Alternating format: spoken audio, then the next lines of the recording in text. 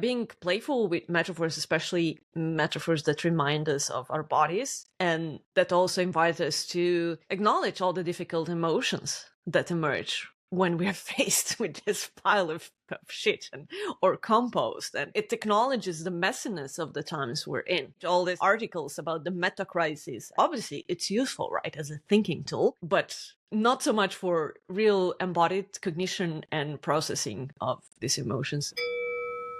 Welcome, Pathfinders and all wandering wanderers eager to explore paths to better tech futures together. We are Tethic's Firekeepers, Alia Isakovic and Matthew Mitka, inviting you to embark on another playful, meandering exploration around our virtual campfire.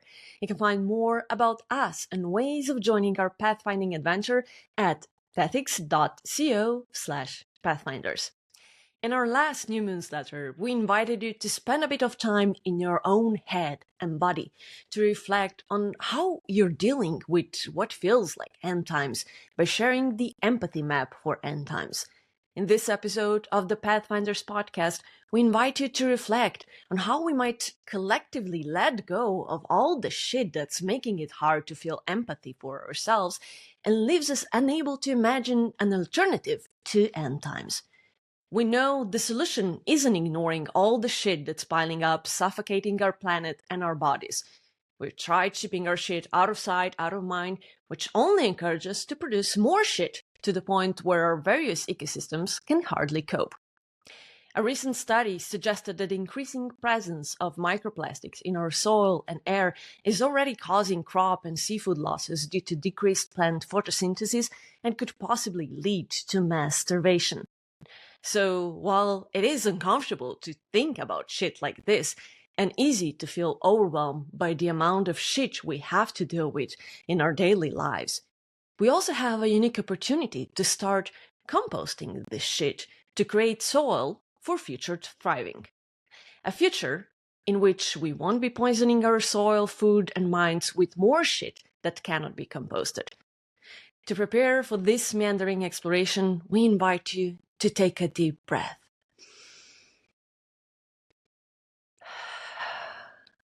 To shake off any stress you might be feeling right now, and to open your minds and hearts to today's guiding question. How do we compost our shit to create the soil for future thriving? Welcome back, Matt. Are you ready to contribute to our collective compost heap today? There's a lot of shit to bring up. So we're gonna bring it up. We're gonna do it. It really feels like shit has hit the fan, right? Yeah. All right. Okay, it's a bit of an unusual question, granted. So let's begin by unpacking it a bit. Can you start us off by giving us a bit of background of what kind of shit are we actually talking about, and why did we choose this unusual question? We are talking about the metaphorical shit here, but at the same time we can play with this metaphor because we have this response and reaction to the word, but also feces and shit as a abject response. We put it over there. We have to distance ourselves from it. And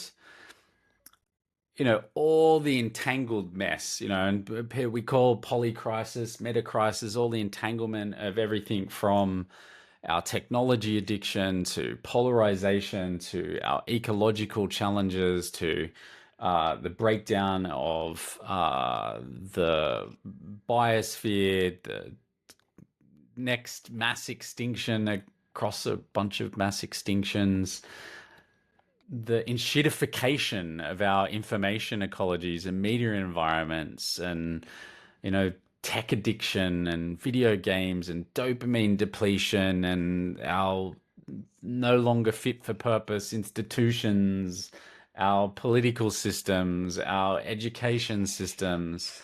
And behind all of that is a whole bunch of shit.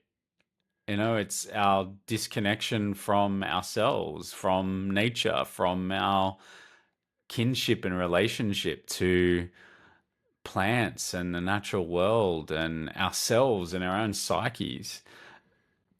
And this question, and I think for both of us, the new moons letters and the shift away from talking so much about technology to just getting raw and real, has been healing as well, because it's no longer kind of like sitting with the cognitive dissonance of knowing there's all this shit that we got to kind of talk about, and kind of I don't know, having to stay on fucking topic, talking about technology and ethics and AI and what our lovable fucking billionaires are doing to the world, and getting real. And I think the question itself, this idea of taking all that stuff, all this stuff that we've got,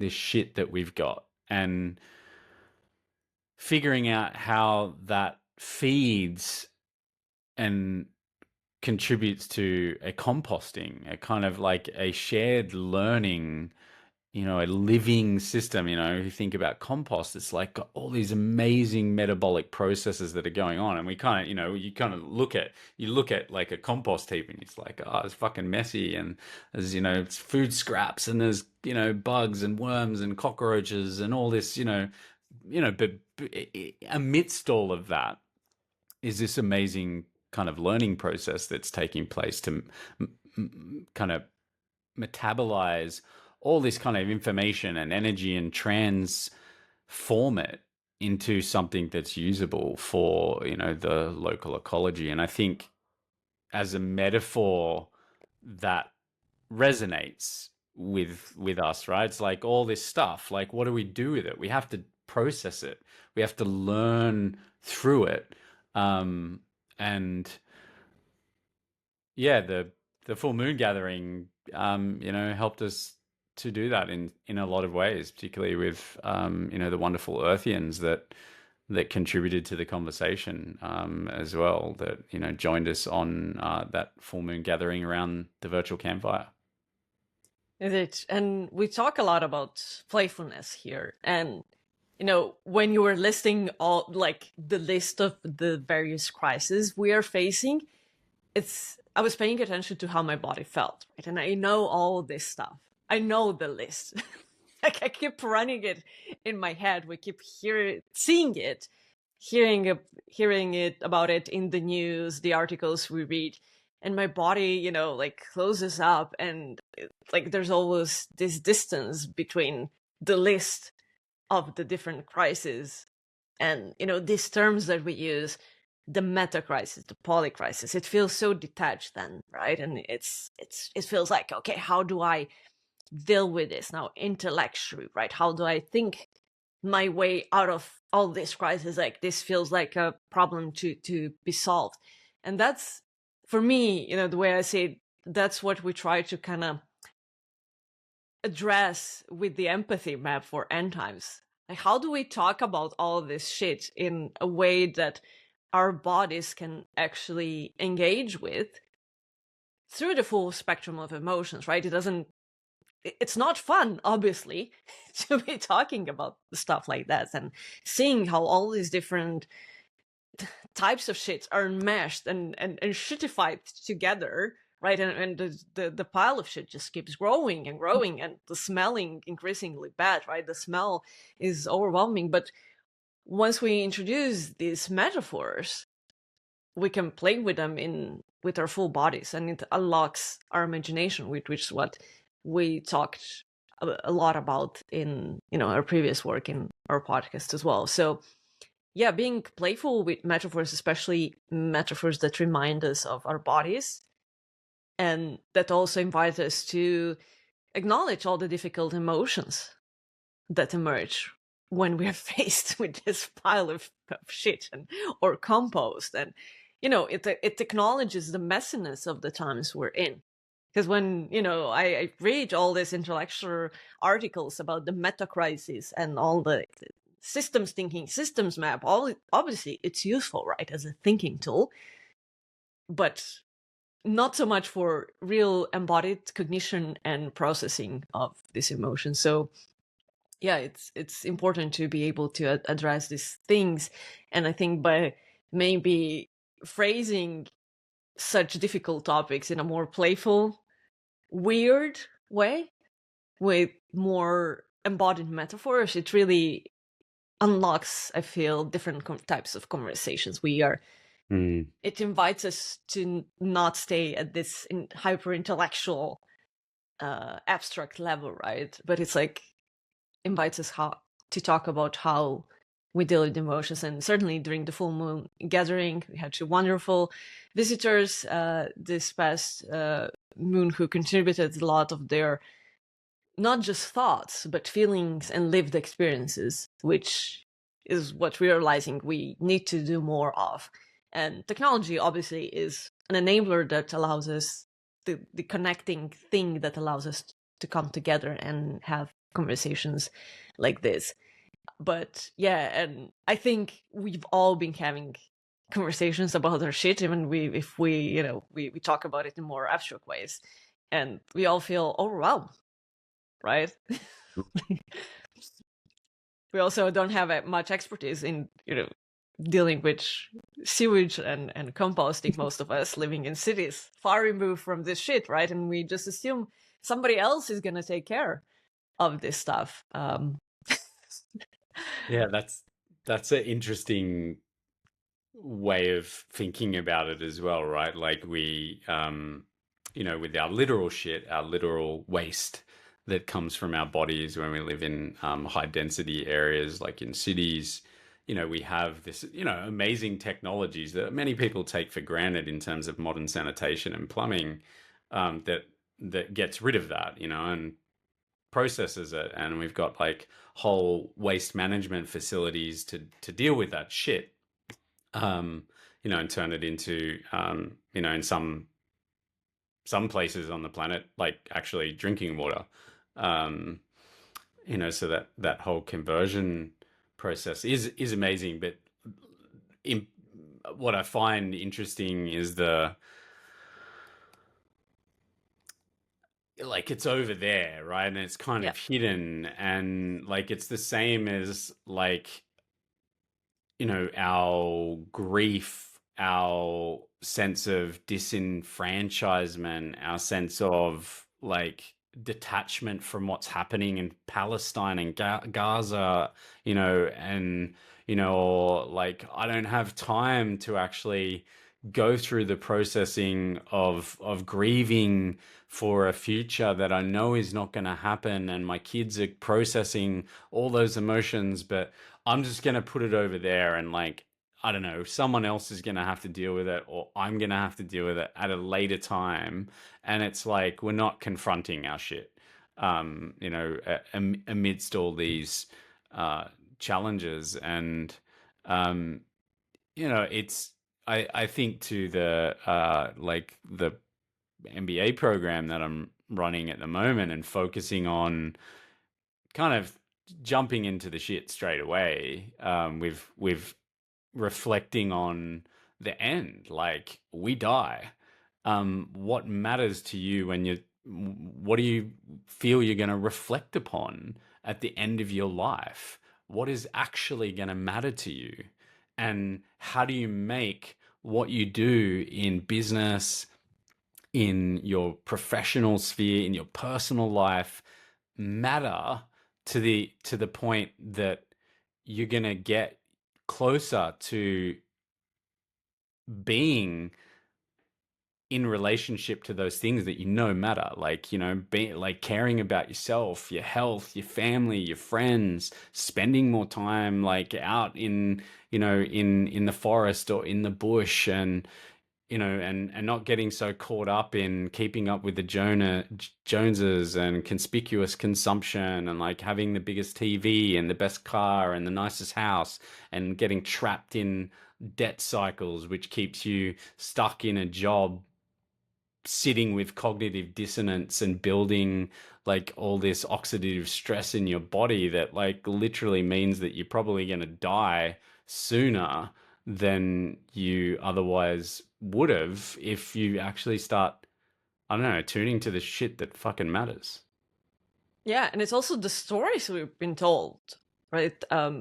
Sudesh, during our full moon gathering, brought the fact that we are so used to just reading about dystopias, and that's, so ingrained in our mind. And especially if we do bring it back a bit to technology always seems to play such a big role, right, in creating these dystopias, the technologies of control, surveillance, all of these things.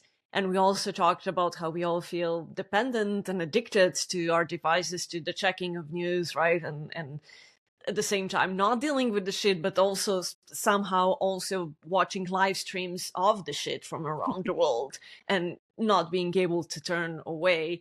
And it's just so overwhelming, and we don't know where to start, right? Like, what do you do? And we talked about this a lot. We all have this, I mean, all those of us who would like to create something better, we have these emotions of shame and guilt of not doing enough. And how do we deal with those emotions? And it can be crippling. So in some ways it's understanding, right, that a lot of people just choose to bury their heads in the sand and pretend like, I don't know what to do about it. Like, I'm just gonna live my life as I always did. I'm gonna assume the future is gonna be the same. I'm gonna assume somebody else is gonna take care of all this shit because I don't know how to. I haven't been taught this. I don't want to learn. I don't have time to learn. I've got bills to pay. Everything is getting more expensive. Like, I don't have time to learn about the shit. I've lived a pretty comfortable life until now. Well, relatively comfortable without having to deal with shit. Why should I be now learning how to deal with this shit? Let somebody else do it. We allegedly have people whose job it is to deal with shit, and yeah, it's this process of letting go of all these stories that somebody else is going to take care of this shit, that we have, functioning democratic governments that are gonna fix things, make everything all right, that we have companies that care about their customers and act in accordance to their the values they put on their websites. So it's the pain of letting go of all these stories and the certainty of future. And yeah, we live in times, we jokingly call it the end times.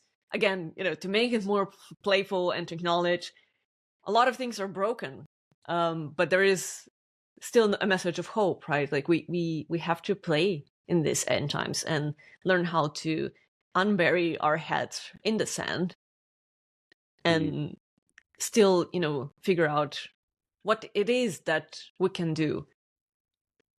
And maybe, it begins just with grieving, grieving together with other people and confronting everything that's uncomfortable and talking about how all of this shit is making us feel, because it doesn't feel good, right? Yeah. Confronting it, I think, is a powerful process, particularly when we do it together and we're able to deeply listen to each other, deeply feel with each other through that process of sometimes even just acknowledging, like, I'm fucking overwhelmed.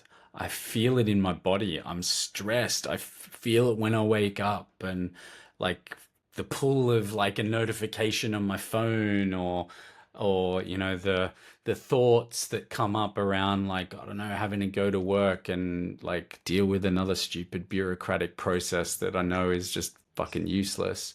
And like just confronting that with each other, like it feels like a relief sometimes when you just have those real conversations. And we need to create the spaces for each other to have those real conversations as humans, as just like be real with each other, like empathize with yourself, like your body. What is your body like holding on to and carrying as a result of this, not just the intergenerational trauma that, we've carried for thousands of years, probably since, cataclysmic events back in the Younger Dryas. But also just the fact that our lives, the way that we live, is fucking traumatic. It traumatizes our psyches, it traumatizes our bodies, it traumatizes our children. We see it, we feel it, and we're just meant to like, I don't know, just Yeah, fucking very.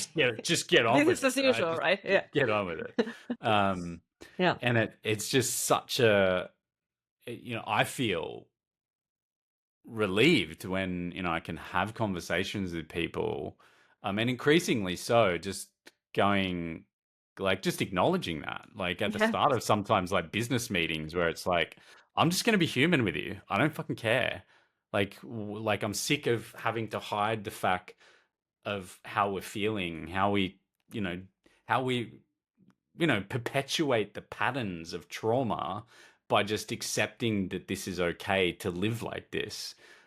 Yes, and we got to figure out the messiness of untangling ourselves from all the interwoven shit, and that's part of the process. But I think it starts by acknowledging it, like calling it out. Don't just like run away from it. Just like, you can't hide from grief.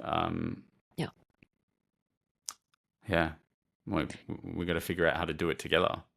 Yeah, and when you say together, right, I think it's important to also broaden our definition of together, not just the people we usually talk to, like our close family, friends, but include a greater diversity of people. So for me personally, what's been really helpful is the World Talk community on TikTok, where I get the chance to have conversations and see so many people dealing with the same shit from different parts of the world, different ages, different backgrounds, people I wouldn't otherwise interact with. And it's helping all of us feel less alone. It's also helping us feel more sane in some way, to realize, it's not like all people that are the problem. It's right now, it's a minority of mostly white men with daddy issues, with unprocessed trauma, who just try to feed their egos and are willing to sacrifice everything and everyone to get there. Most people are good, right? And most people just want to live a good life, fill their lives with love, and not have to prove themselves all over again. So I think a good, inspiring example of how we might be dealing with the shit is the recent event you did in Sydney, the ACT Adapting to Climate Futures event. So I think you should tell us more about that, because one of the great things that happened at this event is that you brought together many different generations. So it's not Mm. just the usual adults or the usual experts talking about this thing, but bringing actually humans, different humans, together in a place and giving them the space to process emotions and then exchange ideas, not necessarily to arrive at a solution or resolution, because it's going to take time to get to that point, but just starting this process of, yeah, composting essentially, right? So, can you tell us a bit more about the event and some of the wonderful insights that emerged from that, especially from the kids? Yeah. So this was an event that was done for Climate Action Week here in Sydney on Gadigal lands on the full moon, on the 14th of March, and a combined kind of co-created event with Adapt New South Wales, which is part of the New South Wales government, our state government here. for those that are not based in Australia or understand Australian jurisdictions, New South Wales is one of our states.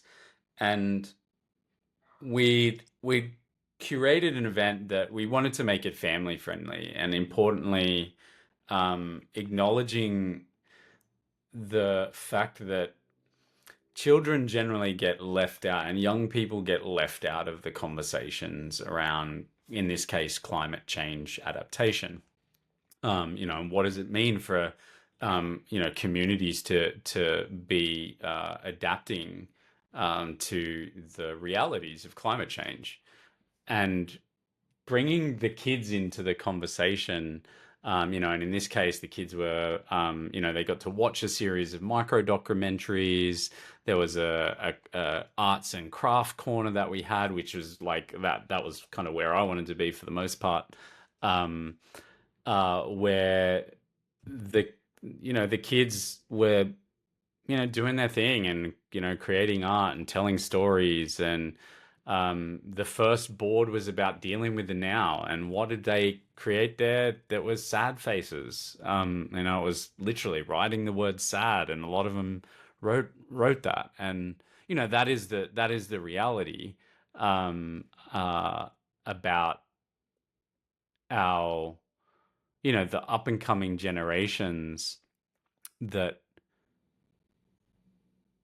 have a huge amount of finite grief that they're losing. And just to clarify and define, finite grief is the sense of loss for a imagined future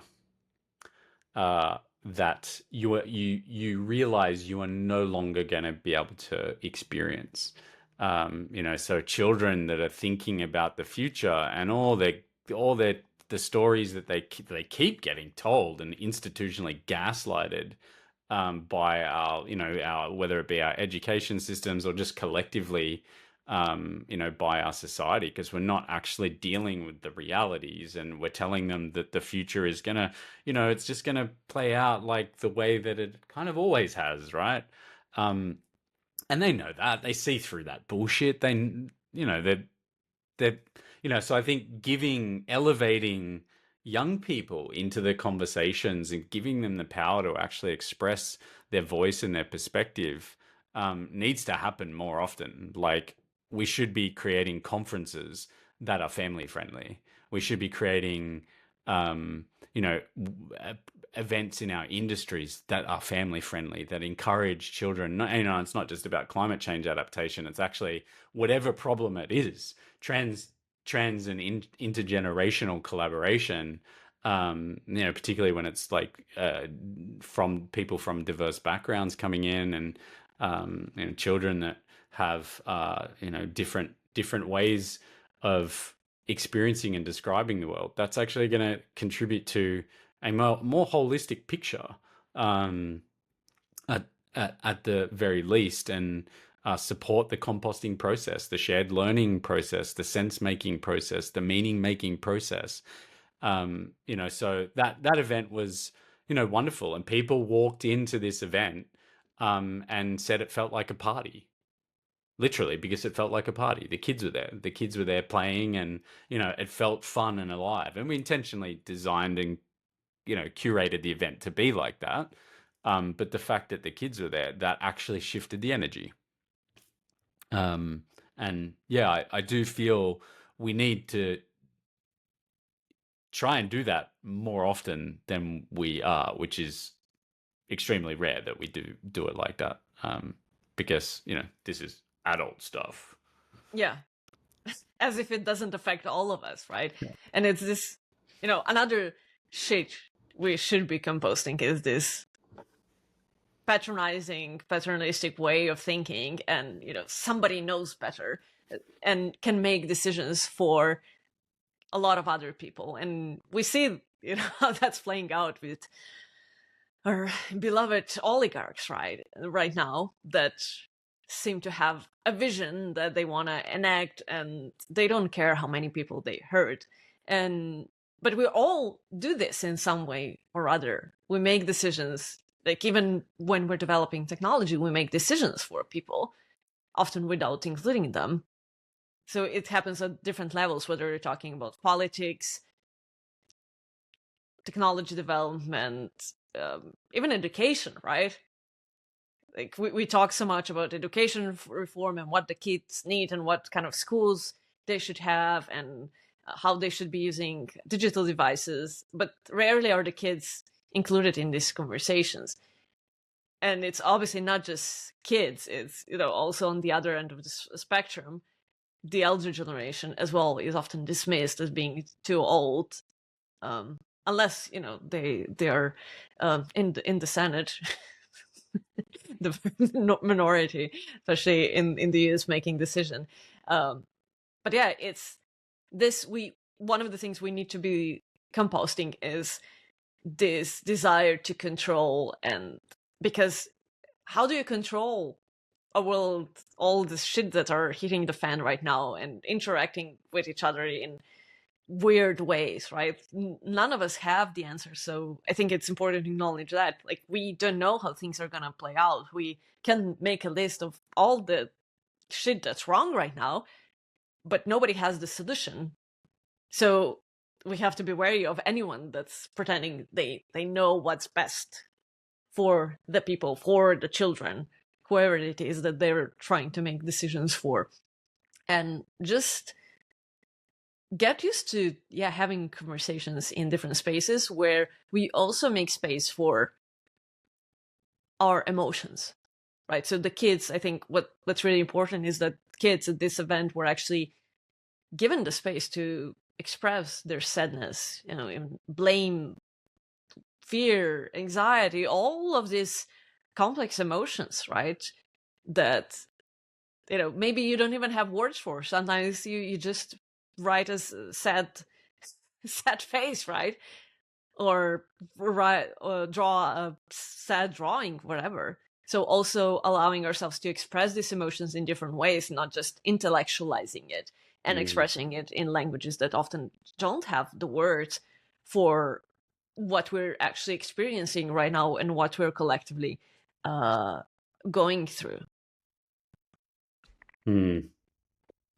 Yeah, I think that space is necessary, you know, for people to process. And I think that, like, when we say that no one knows, like, how to address this problem, I don't think, like, that's of the larger stuff. Like, we're alluding to, like, you know, we need to process our shit. We're alluding to, like, a way of orienting ourselves as humans, as Earthians, to be in closer relationship to the natural ecologies that we're part of, to incorporate, people across generations. Like, how do we cultivate transgenerational empathy? Because we have stratified, like, this idea of different layers of society, whether we separate them demographically or by class and socioeconomic status, and we kind of, we categorize all these things, and that that's not just abstract. Like, yes, there's these abstract ways of thinking about it, but, like, that actually, those structures and patterns end up influencing our built environment, like, how we design, like, buildings and towns and cities and roads and schools and hospitals and any type of social infrastructure. That, those ways of thinking are in it. So we have to figure out, how do we break free from that? And I think that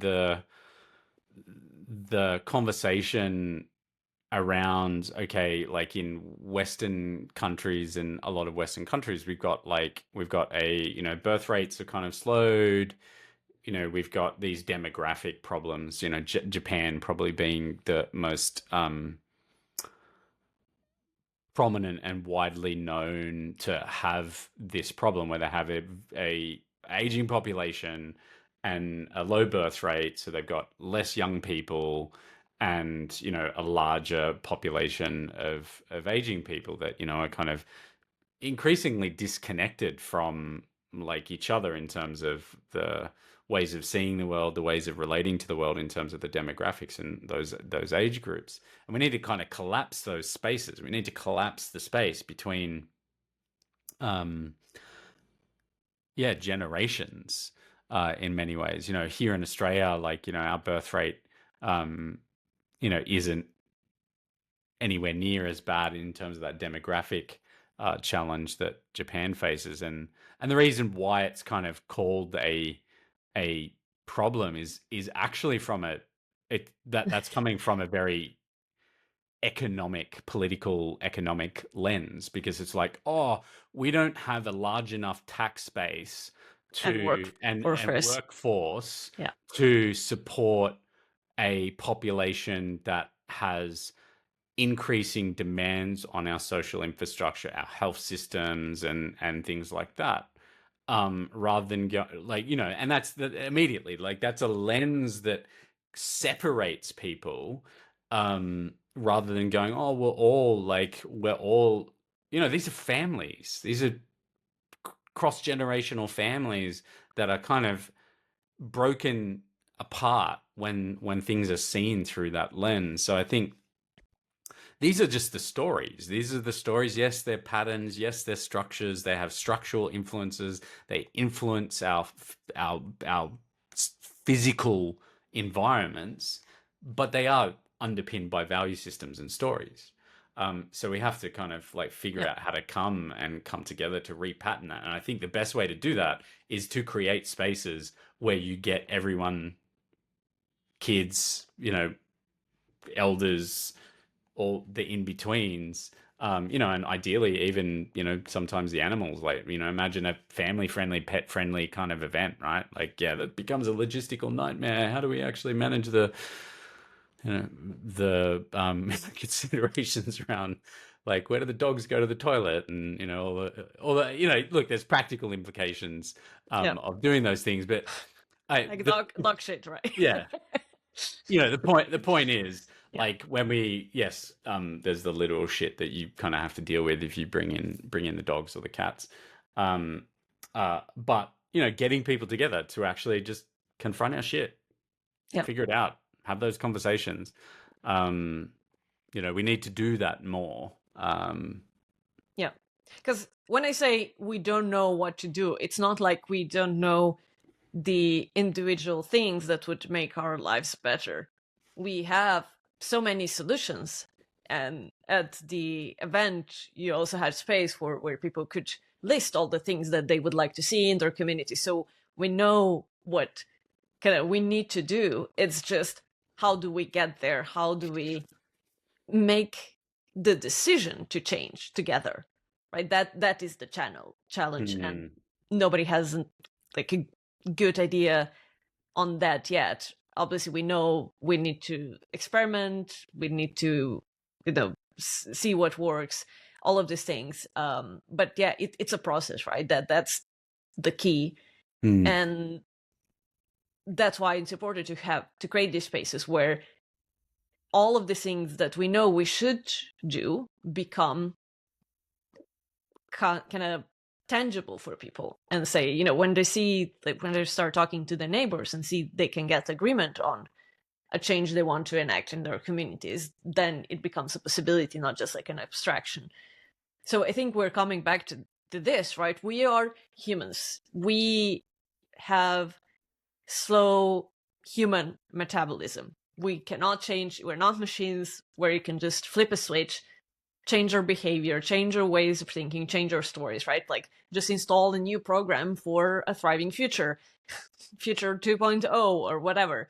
We don't work that way. So I think this whole process is acknowledging that this kind of processes take time and require different bodies to come together, to breathe together, right? The word conspiracy, conspirare, breathing together comes to mind here. And it's important, right? Whether you do it virtually or in person on land. But yeah, I think what we're realizing, it's the importance of dedicating time to this and not waiting for somebody to give us a list of things to do, because we know the list. You can ask ChatGPT about the list. It's going to give you a brilliant answer on what humanity should do. But it's not about that, right? It's the process, and how do we,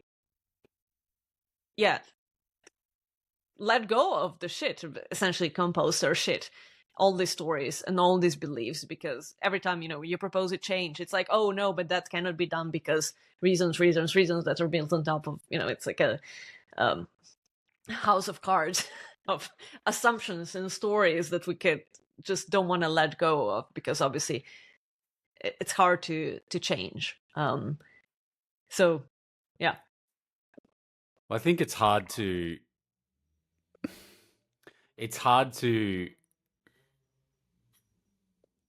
imagine how we do things differently and we live differently. And that's partly because of this negativity bias that we have. But, also because it is hard. Like, how do we go about repatterning, rewiring ourselves, like, while we kind of still have to pay bills, and we still got to like go to work and deal with the bureaucracies and like pay our taxes, and like we can't just, well, literally we can just stop. And that's the thing, right? Like it's like we can literally just go, fuck it, let's just stop. Yeah, but it's hard, right? Like, but yeah, letting it seems go. simple. Yeah, physically, literally, yes, we can. But we know from, habit research and how hard it is to stop habits, whether it's smoking, doom scrolling. You need to usually fill that void with something else. Or otherwise you're gonna relapse soon, right? And fall back into the old habits we were talking about in the previous episode about habits as iron shirt, right? That's gonna constrict you, but it takes effort. Like, yes, we can, but it takes effort. But at the same time, right, during the full moon gathering, Jackie actually reminded us of how basically everything changed, and our ways of doing things change overnight during COVID lockdowns. Suddenly something that we all thought would be impossible happened overnight, and we're connecting with neighbors, coming together, figuring out how to collaborate more, help each other out. But then also somehow things snapped so quickly back to the way they were, and now nobody even wants to talk about the lockdown as if never happened, and we are back to, oh, that could never happen, we could never do that. But it's like, literally, we did all of these things and more that we thought unimaginable. And just this habit and the ostrich burying its head in the sand again, because it's more comfortable to go back to what our muscles know, right? I think it comes down to muscle memory as well. Yeah. There's a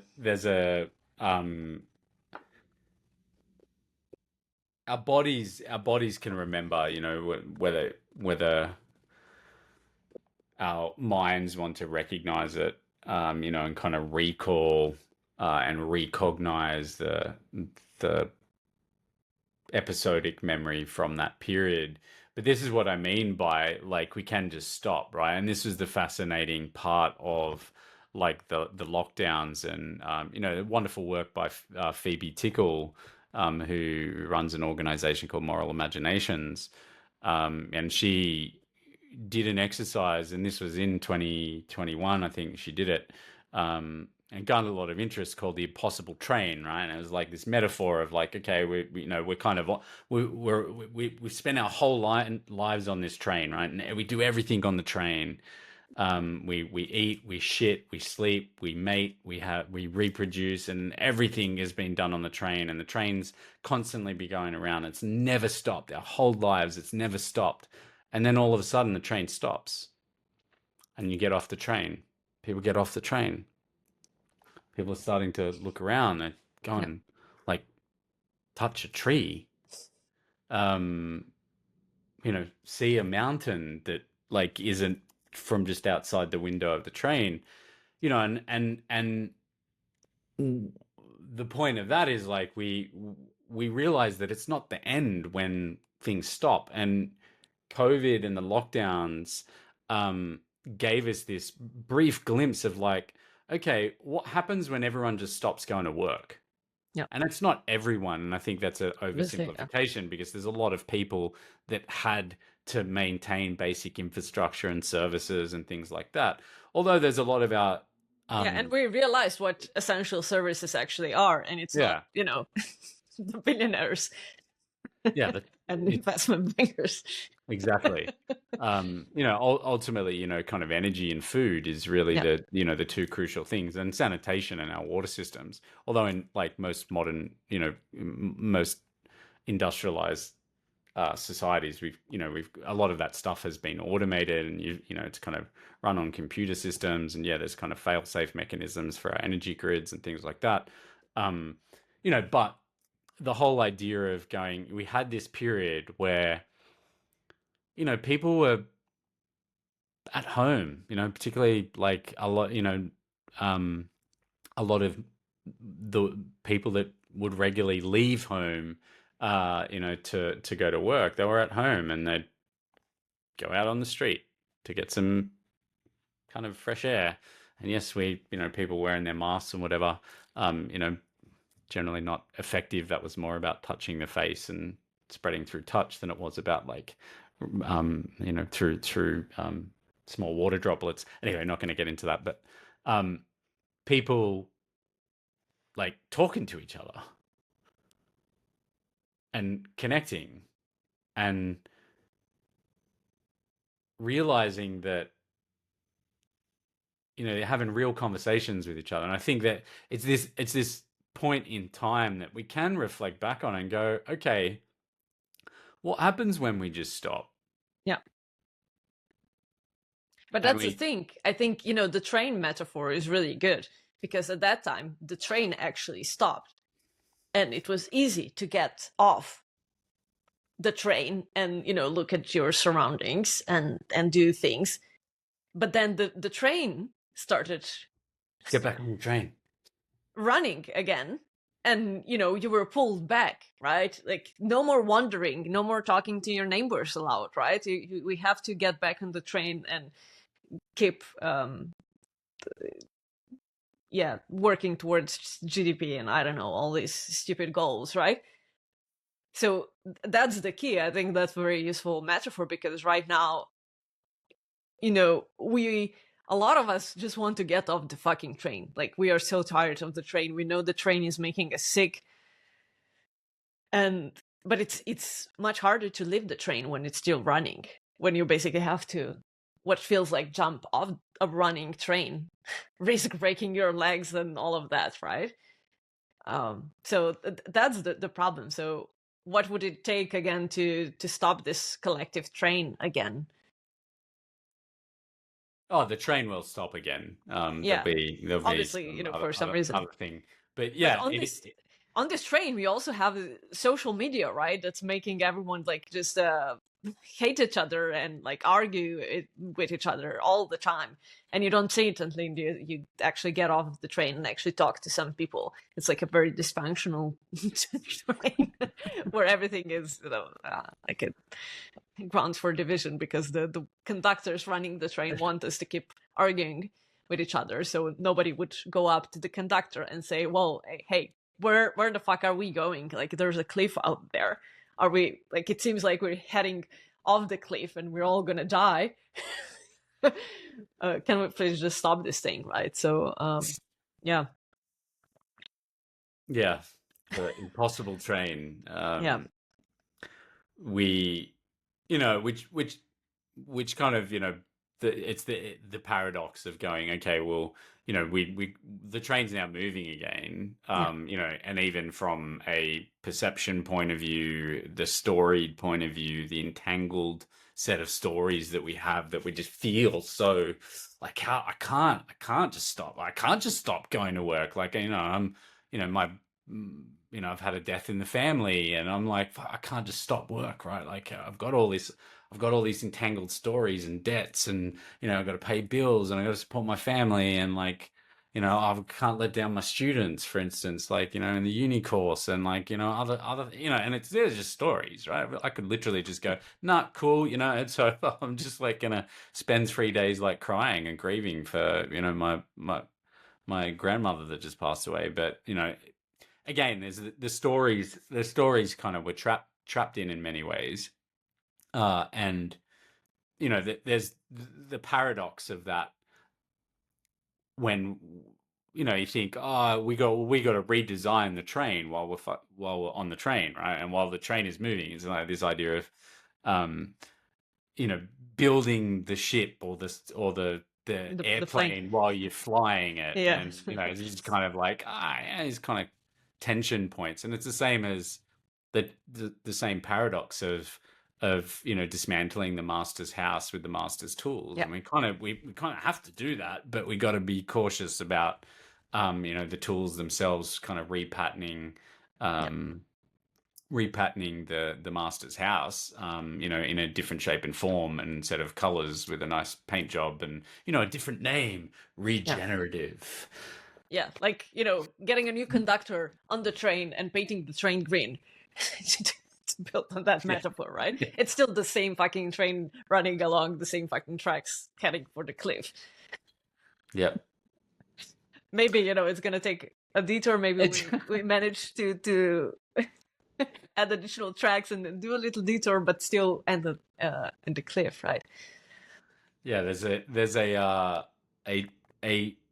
based on a book called Snowpiercer, Yeah. and a movie, and I think there's like a Netflix series or some TV series as well, called Snowpiercer, which has a similar a similar kind of concept behind it. Although they're on the train because they basically tried to geoengineer the climate to deal with climate change, and then basically froze the whole planet, to the point where they can't basically get off this train, and they're on this train because they can't go outside. But there's this part of the story that's about, well, yeah, maybe we can go outside. Maybe there's parts of the planet where we can go outside. So just that imagined idea that there are different paths to take is important, which I think, circling back to just the imagination challenge that we do have, is important. This negativity bias, and it came up in our full moon gathering, with one of the wonderful Earthians that joined us, that we struggle to imagine not just positive futures, right? Like positive alternatives, Yeah. but the paths to get there. And we've talked a lot about this. We've written papers about it, that the reasons why we struggle to do that. And it is not just our psychology and our neurophysiology, which is important. We've got this parts of our brain that have, from an evolutionary perspective, been there to protect us. So we have this negativity bias to kind of scan and see the problems, and we've got all these cautionary tales to avoid risk. But and this is the interesting part of ethics as well, that so much of ethics in tech it's about risk. It's risk management. It's AI governance, and dealing with risks, and it's all about the negative consequences rather than thinking about, well, no, ethics is also about the things that you care about. It's the things that you believe are good and what's right, and that is also the upside. That's also the positive things. And we get trapped in the negative side because of this bias. But it's also it's in our culture, it's in our information ecologies. Collectively, we struggle to do it, and that creates the reinforcing loops that, because we can't imagine it, we can't create it. Yeah. So literally, if we can't collectively imagine a alternative set of games to play and the past to make those games real, we won't create them, and we will literally just, I don't know, probably self-terminate as a species. Yeah. And that is, so there's a really important imagination problem that we have, that it gets looked at a lot. There are a lot of people out there doing that type of work. Phoebe Tickle's one of them. Jeff Mulgan, for instance, does a lot of work around in collective intelligence and collective and social imagination. So it's a known challenge that we have. We have to be able to imagine the worlds that we want to make and craft. Yeah. And, what you're saying about Snowpiercer, like, we have so many stories of how we fuck up our planet and make it unlivable. So we have to leave trains or, other structures, silos, whatever. And that's the problem, right? And so coming back where we started is like to the prevalence of dystopias. Our heads are full of dystopias. The heads of people who build and design tech are full of dystopias, and actually they credit tech dystopias as their inspiration for their work. Where it's like, so this opens a question not just of imagination but also creativity, and the fact that we are a very creative species that likes to tinker, that likes to be silly, likes to be funny, but we've also boxed creativity into, creativity is something that's for professional artists, or either you're creative or not, right? If you are a serious adult with a serious job, you shouldn't be creative, because that's, stay serious, focus on the business. So what would happen if we, just allowed ourselves to be more playful, as we've been saying, and more creative?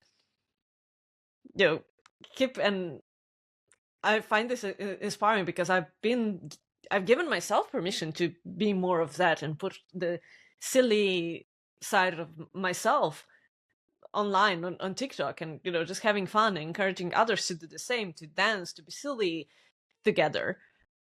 And it might seem frivolous, but it's a practice of not take ourselves too seriously, because we're headed for a fucking cliff.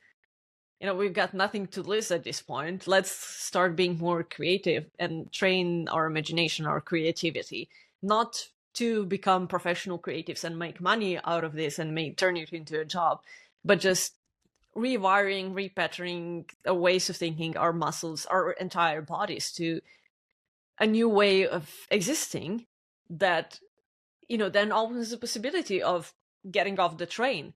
And obviously, getting off the train alone is fucking hard and dangerous. But that's where we can bring in community and doing it together. So if we all decide this train is a fucking scam, right, and practice our imagination and have an idea of what we want to do instead, we're gonna go up to the conductor and just stop the train, not get a new conductor in, but stop the train and then build whatever it is that we can imagine as a better alternative to this train that we all feel forced to live on. So that brings us back to creating spaces for conversation, so we can figure out together what it is actually that we want, and also helping each other co-regulate our nervous system, so we are not caught in those fight, flight, freeze, fawn. What did I forget? One of them. Fight, flight, freeze, and fawn. Four different states. Yeah, exactly, right? So to be in that playful state where we can laugh at this absurdity, we can call this shit with its proper name. It's shit is hitting the fan. Everything feels awful. Acknowledging that, but still able to have a laugh and able to imagine different things. Because if we, if you take it too seriously, we really are not able to think, and we're just gonna worry about what is being served on the train and what kind of food we're getting and how the other compartment is being overrun by people we don't like. And, we're gonna bicker amongst ourselves instead of looking out of the fucking window and seeing there's a whole world out there that we're not exploring. And I think the value of play, and this came up, it was nice that this got recognized at the Climate Action Week event, Adapting Communities to Thrive. And one of the panelists, and there was a wonderful panel at the end, which was the kids panel. That should have, in my view, probably been the panel. But on the adults panel, the point was made that, the most successful of these projects that were kind of part of the showcase were, where people were having fun, where people were being playful. And, there's an important reinforcement loop that we create when we're playful.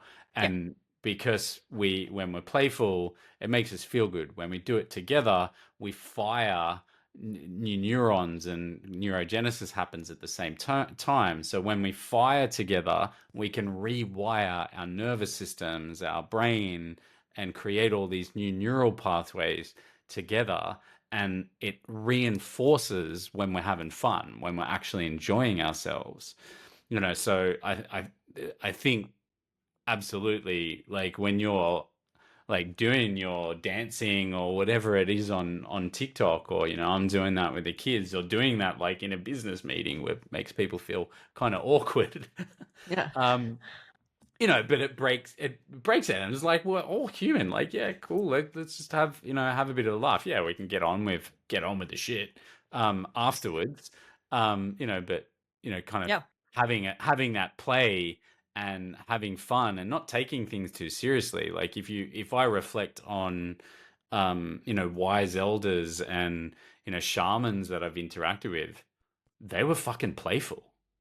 They joked and played all the time, almost to the extent that that was kind of their main orientation, was playfulness. Time for, different archetypes that they'll embody depending on the type of work that they're doing. But I do think it's an important part. It also releases a whole bunch of tension. Comedic relief is really powerful. There's a reason why we use that a lot. We either laugh or we cry. So sometimes it is more powerful to just have a laugh and not take things too seriously, particularly when the shit is in the fan on a regular basis and splattering everywhere. Yeah. And it's another false binary. Either you're serious or, you're playful and funny, and you have to be one or the other. But I think these end times are giving us the opportunity to realize we're not machines. We contain multitudes. We can be funny and get shit done at the same time. And doesn't it feel better when we do it like that too? Absolutely, right? So I think one of the main things, that we arrived at is the need to compose this mechanistic view of the world and us as people, where we have to be serious adults, do business, pay our bills, all of that, and it shouldn't be fun, right? Because if you're having fun, it's not work. All these stories, and yeah, we're humans and we're slow. The challenge obviously is that we're kind of running out of time. We can all see the cliff just right there, right? But yeah, it's acknowledging that we do need time to compost our shit. We do need time to rewire, repattern. Like you said, we can stop, but it takes really time to then process, internalize, metabolize this change of direction, right? It's like when you get off a train and you've been on the train for a long time, and you feel the solid ground beneath your feet for the first time, it's gonna feel disorienting, right? Your body is going to take some time to get used to this new feeling. So acknowledging that it's a process, it takes time, and also let go of this need of, needing immediate results, immediate solutions, even though, yeah, we are short of time, but it's better to start this process today, to start the compost today than tomorrow. So ideally, we would have started decades ago. But yeah. Yeah, which is Jackie kind of drawing attention to the limits to growth work.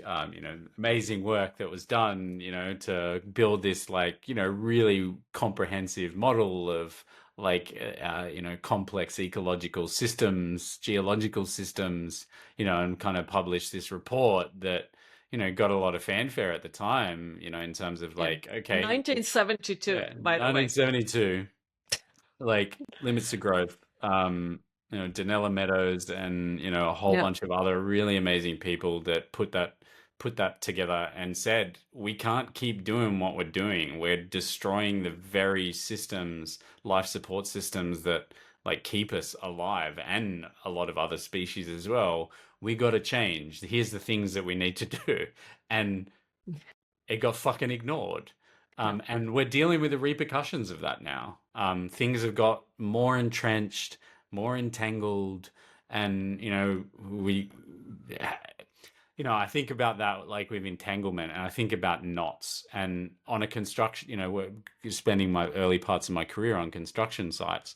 You've got extension cords, electrical extension cords, right? Got to wrap up a lot of electrical extension cords, and my grandfather taught me the techniques of wrapping these extension cords, really, and there's good quality ones, bad quality ones that change how much tension comes in the plastic covering around the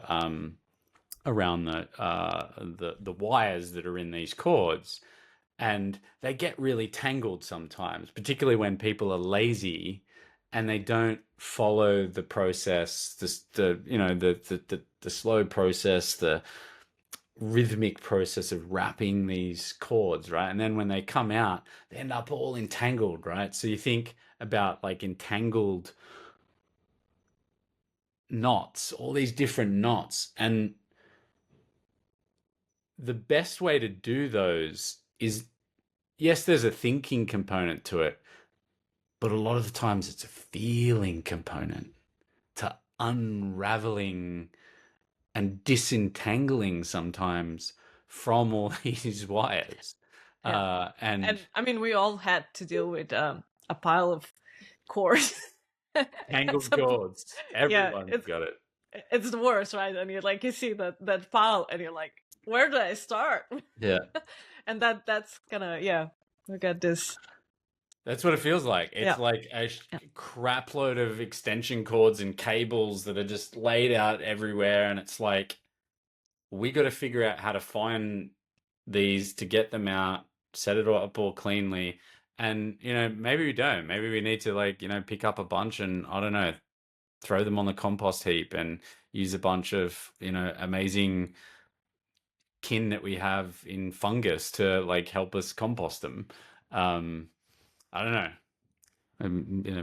Maybe literally need to do that as well, not just metaphorically. Composting, starting the literal compost heap matters. I think we need to do more composting. It's a valuable process, embodied process to become familiar with, but also, being patient, working through our shit, confronting our shit, using that to compost and learn together. Yeah. I think patience is the hardest part, especially now that we feel the pressure and, we're all covered in shit. And we just want to, to get it cleaned up. But it's gonna take time. So even though it feels like we're not getting anywhere, making any progress, it's just this process of composting that we're currently engaging in different ways. At least some of us. through conversations like this, it's still doing something. And it's also something that we haven't highlighted yet, is that our intentions matter in this process, right? So being oriented towards the good, reminding ourselves to surface the good, to be playful, to be human, that matters, even though it might feel insignificant because the fucking train is, running at I don't know how fast, and it feels impossible to stop. And it probably is very hard to stop at this point, but what we do right now and the intentions and all the practicing of imagination, creativity that we engage in, it still matters. No matter how small and insignificant it may feel, it's still preparing us for whatever comes after the train breaks down or falls off a cliff. Yeah, I mean, likely heading towards crashing before it, I don't know, the train conductor decides that it needs to stop it, or someone pulls the emergency brake, or wherever that is. We don't know where that is. But also... Well, I think the emergency brake is no longer working because it was not deemed important enough to maintain. And so we just neglected to check it, right? It was not deemed an essential service to the train. Yeah, the maintainer, retired a long time ago, or it was, the mechanical system has some electronic components that are written in a computer language that no one understands anymore, COBOL or something like that. And I think the intentions matter in terms of those small little things. They influence how we feel. They influence our immediate circles and our relationships. Our relationship with ourselves, and not even just for the preparation of the future, but actually just being in the now, the eternal now, and having the relationship with the cat, the good intentions that, if you think, our animals sense and have a relationship to us much more on an energetic level than anything. A dog can sense the electromagnetic frequencies that are emitted from your heart and your heartbeat from 30, 40 meters away, and they know your emotional state before you do. Yeah, because they're much more tapped into that. So I think that our tensions matter, and even the smaller stuff, and you can put good intentions to dealing with the bad shit. Yeah, and my cats always know when I need a break and when I'm getting overwhelmed, and they demand extra cuddles because I think it's just as much for them as it is for me. And if you're watching this on YouTube, one of my cats has joined today's conversation. I feel this is Kenzie. She felt that we're dealing with some heavy shit and that I needed some additional cuddles, warmth, and healing purrs. And that's what we can do for each other, right? When also with the people that are closest to us, and put humor, smiles in the world, even as things feel and get increasingly darker. And more gets revealed too. Yeah. The apocalypse is revelation, is the greater revealing of maybe these fundamental truths. Maybe the things that have been hidden from us, or that have probably been there all the time, and we just failed to pay attention to them and recognize them in the ways that help them to shift how we live and relate to each other. And that's happening. It's happening right now. No doubt if you're listening to this, you're probably feeling it too.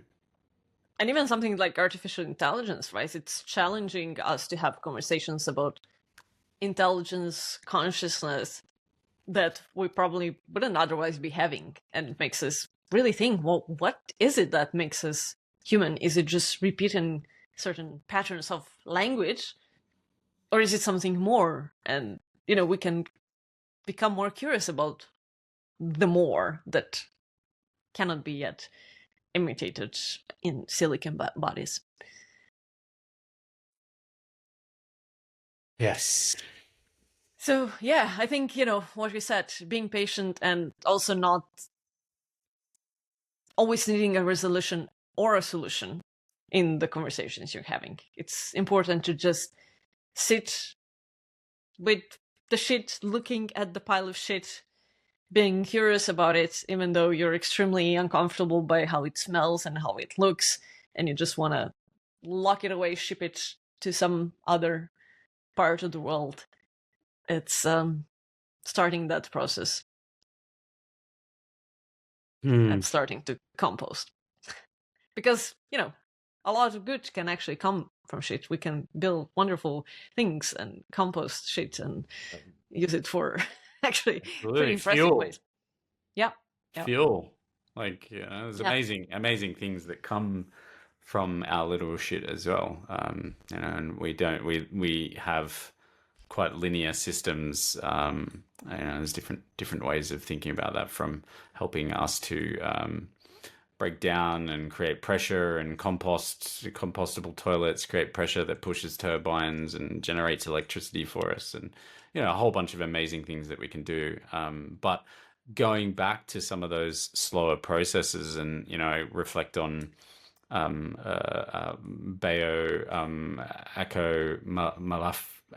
Akomolafe's work, wonderful writer, author, neuroscientist, psychologist.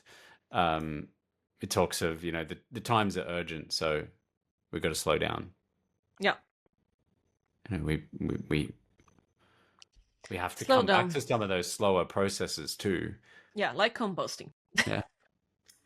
And composting takes time, and when you look at your compost heap, if you check it every day, it's not going to look like it's happening much.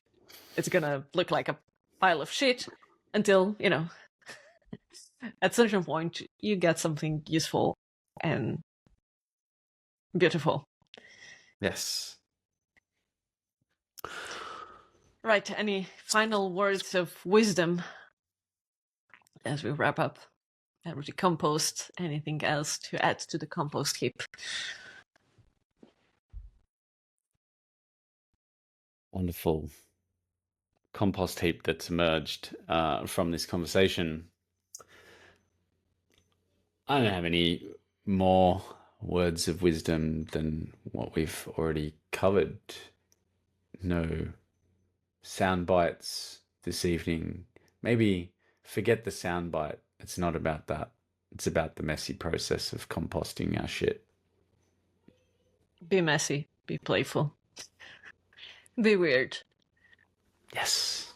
Be sad. Take time to grieve. And get off the fucking train. To smell the roses and hug a tree, maybe. That's the advice we can give. Yes. Wonderful. Well, thank you. All right, everyone, thanks for listening and pathfinding with us. If you enjoyed this exploration, share it with friends to inspire further discussions, further composting. Leave a review, comment, or send us your thoughts at community@ethics.co. We're always happy to hear from you, and we are also extremely grateful to our paid subscribers on Substack who are able to support our work financially. We hope to continue inspiring collective pathfinding towards better tech futures, and every bit of support, whether financial or algorithmic, helps to keep us going. We invite you to embrace the lunacy of tech and everything else going on in the world with smiles and love by subscribing to the Pathfinders newsletter and joining our next full moon gathering. We sing our monthly reflections and gatherings to the lunar cycle as a reminder of our place in the universe and a commonality we share across time zones and places we inhabit. Pathfinders Podcast will return during the next waning moon. Until then, compost some shit and be mindful about the seeds of intention you plant and the stories you tell. There's magic in both.